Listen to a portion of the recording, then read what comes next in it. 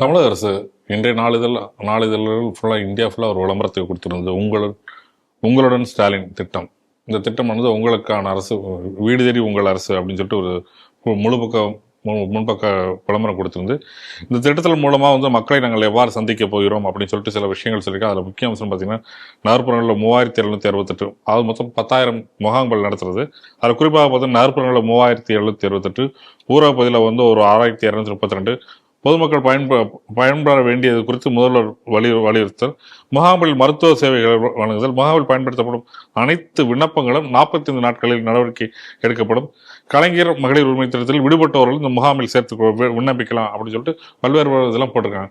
ஆனால் இதில் ஒரு நெடிசன் சில கேள்விகள் கேட்டிருக்காங்கன்னா, இது ரைட், ஓகேங்க, இது விடுபட்டவங்களா ரைட்டு, இது தமிழ்நாட்டில் இருக்கவங்களுக்கு தான் செய்யப்படும், ஏன் மகாராஷ்டிராலையும் உத்தரப்பிரதேசிலையும் டெல்லியில் இருக்கவங்களுக்கு இந்த விளம்பரம் போக வேண்டியது இருக்கு, யாரோட வரி பணத்தில் நீங்கள் அங்கெல்லாம் விளம்பரம் பண்ணுறீங்க அப்படின்னு ஒரு கேள்வி எழுப்பியிருக்காங்க. இந்த செய்தி எப்படி பார்க்குறீங்க? அதாவது, உங்களுடன் ஸ்டாலின், உங்கள் வீடு தேடி வரும் அரசு அப்படின்னு சொல்லி இன்னைக்கு பெரிய பெரிய விளம்பரங்கள் எல்லாம் எல்லா இடத்துலையும் கொடுத்துருக்காங்க.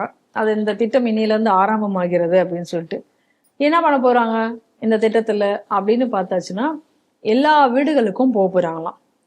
எல்லா வீடுக்கும் அங்கே போயிட்டு அந்த எல்லா வீடுகள்லையும் போயிட்டு அதாவது ஈவன் ரேஷன் பொருட்கள்லாம் கூட வீட்டில் கொண்டு போய் கொடுக்க போகிறாங்களாம். அப்போ என்ன புகார் வேண்டும் அப்படின்னு சொன்னால், அந்த புகாரை நம்ம யார் வேணால் எழுதி தரலாம். நேரில் அந்த புகாரை நம்மள்ட்ட பெற்றுக்கொள்வார்களாம். என்ன குறை இருக்கிறது, என்ன சரி செய்யணும், என்ன புகார் இருக்கு அப்படின்றது எல்லாத்தையும் அப்படின்னு சொல்லிட்டு இன்னைக்கு ஒரு திட்டம் அப்படின்னு சொல்லிட்டு அங்கங்கே பெரிய பெரிய பேனர்கள், பேப்பர்கள் எல்லாம், நாளிதழ்கள்லாம் பார்த்தீங்கன்னா பெரிய பெரிய விளம்பரங்கள், ஃபுல் பேஜ் விளம்பரங்கள் எல்லாமே கொடுத்துருக்காங்க. இப்போ நம்மளோட கேள்வி என்னன்னா, சரி, இந்த விளம்பரங்கள் கலர் கலராக அழகாக இருக்கிறது, நன்றாக இருக்கிறது, எல்லாமே சரிதான். ஏற்கனவே இல்லந்தோறும் கல்வி அப்படின்னு ஒன்று ஆரம்பிச்சிங்க. அந்த இல்லந்தோறும் கல்வி இப்போ இல்லாமையே போச்சு. அப்போ அந்த இல்லந்தோறும் கல்வின்னு ஒன்று ஆரம்பிச்சுட்டு அதில் போட்ட டீச்சர்ஸ் எல்லாம் என்ன பண்ணுறது அப்படிங்கிற ஒரு கேள்வி வந்தது ஒரு கட்டத்தில். அப்படின்னு வரும்போது அவங்க எல்லாம் பள்ளிக்கூடத்தில் இருக்கிற லைப்ரரி புஸ்தகங்களை எல்லாம் துடைத்து வைக்கக்கூடிய பணி அவர்களுக்கு தரப்பட்டது அப்படிங்கிற செய்தி கூட வந்தது. அப்புறம் கடந்த தேர்தலுக்கு முன்னாடி என்ன பண்ணாங்க, ஒரு புகார் பெட்டி அப்படின்னு சொல்லி வச்சாங்க. இவர் போகிற அந்த கூட்டத்துல எல்லாம் ஒரு குட்டியை தூக்கிட்டு போவார்.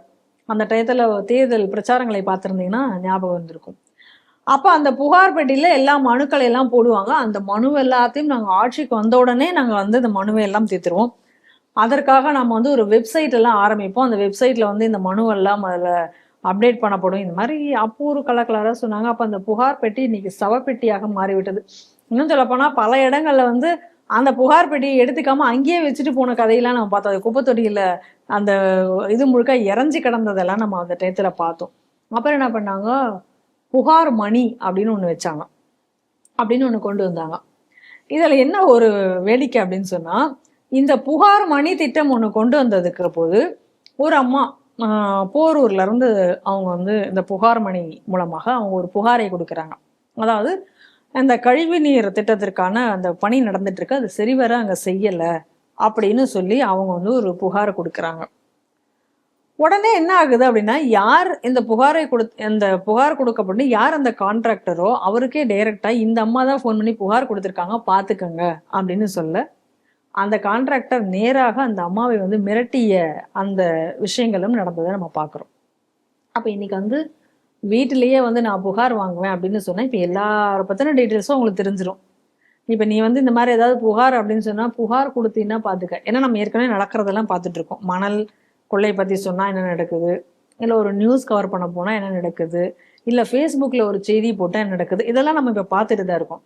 இந்த மாதிரியான ஒரு சூழ்நிலையில் எப்படிங்க நேராக என்னோட ஐடென்டிட்டியை ரிவீல் பண்ணி நானே கொண்டு போய் ஒரு புகாரை டைரெக்டாக கொடுக்க முடியும்? எல்லா விஷயமும் சொல்லி நாளைக்கு என்ன பிரச்சனை வரும் நமக்கு எப்படி தெரியும் அப்படிங்கிற பயம் உங்களுக்கு இருக்குமா இருக்காதா? நீங்க யோசிச்சு பாருங்க. இந்த போதையை பத்தி சமீபத்தில் நம்ம செய்திகள் சிந்தனைகள் கூட பண்ணோம். ஒருத்தன் போதை இங்க வச்சு கஞ்சாலாம் வச்சு இங்க கடத்துறாங்க, எங்க வீட்டு பக்கத்துல இருக்கவே முடியல இதுக்கு அப்படின்னு சொல்லி காவல்துறையிட்ட போய் புகார் கொடுத்தா அது எப்படி அவங்களுக்கு தெரிஞ்சதுன்னு தெரியாது. யாரு இந்த கஞ்சா கடத்துறவங்களுக்கு அவங்களுக்கு அந்த விஷயம் தெரிஞ்சு அவங்க இந்த அம்மாவை மிரட்ட, அப்புறம் மீண்டும் போய் கம்ப்ளைண்ட் கொடுத்த, நீங்க இந்த வீட்டை காலி பண்ணிட்டு போங்க, உங்களுக்குலாம் பாதுகாப்பு கொடுக்க முடியாதுன்னு சொன்ன காவல்துறை அதை வீடியோவே பார்த்தோம்.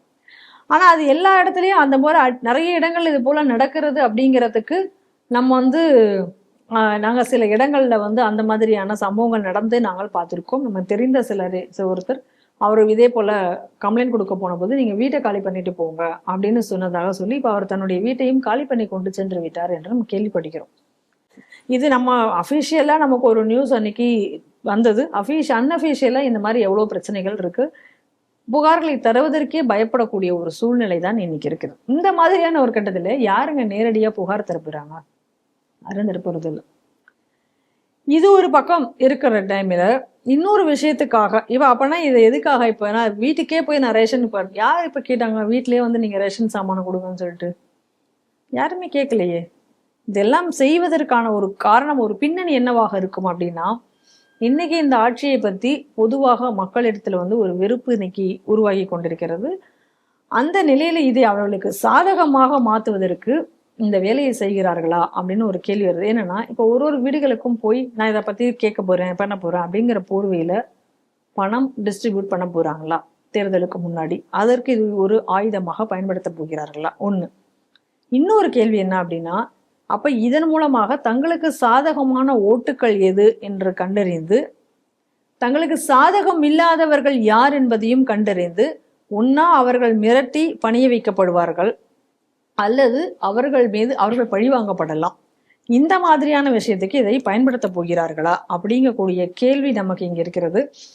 இதை தேடி உங்களுடன் ஸ்டாலின் அல்லது உங்கள் வீட்டிற்கே தமிழக அரசு அப்படிங்கிற திட்டத்துல வந்து பெரிதாக இந்த அரசு எதுவும் செய்து விடும் அப்படிங்கிற நம்பிக்கையிலே, அதே போல நீங்க ஆரம்பத்துல செய்தியில படிக்கும்போது சொன்னீங்க இதற்கு வந்து அதாவது குஜராத், மகாராஷ்டிரா போன்ற இடங்கள் எல்லாம் கூட இதற்கான விளம்பரங்கள் கொடுக்கப்பட்டிருக்கிறது, இதுக்கு என்ன அவசியம் தேவை அப்படின்னு நீங்க சொன்னீங்க. அப்ப இதை வச்சு நம்ம பார்க்கும்போது என்னன்னா, இது யாரோ ஒரு கான்ட்ராக்ட் கிட்ட கொடுத்துருக்காங்க, அது டிஎம்கேக்கு வேண்டியதாக இருக்கலாம். அவர்களுக்கு பணம் கொடுக்கறதுக்கு என்ன வழின்னு பார்த்து இதை கொடுத்துருக்கலாம். நம்ம தான் இந்த ஆரம்பத்துல இருந்தே சொல்லிட்டோம், இந்த அரசை பொறுத்த வரைக்கும் ரெண்டு விஷயத்து மூலமாக தான் தங்களை தக்க வைத்துக் கொண்டிருக்கிறது. ஒண்ணு விளம்பரம், இன்னொன்று ஸ்டிக்கர் அப்படிங்கிறத நம்ம பார்த்துட்டு இருக்கோம். அப்ப இந்த விளம்பரத்தின் மூலமாக இது பண்ணிட்டு இருக்காங்க. அப்ப இதுல ஒரு ஊழல் இதுலயும் நடந்திருக்கிறது. இதுதான் நம்ம இந்த புதிதாக வந்துள்ள இந்த திட்டத்தை பத்தி நாம் தெரிந்து கொள்ள வேண்டியது.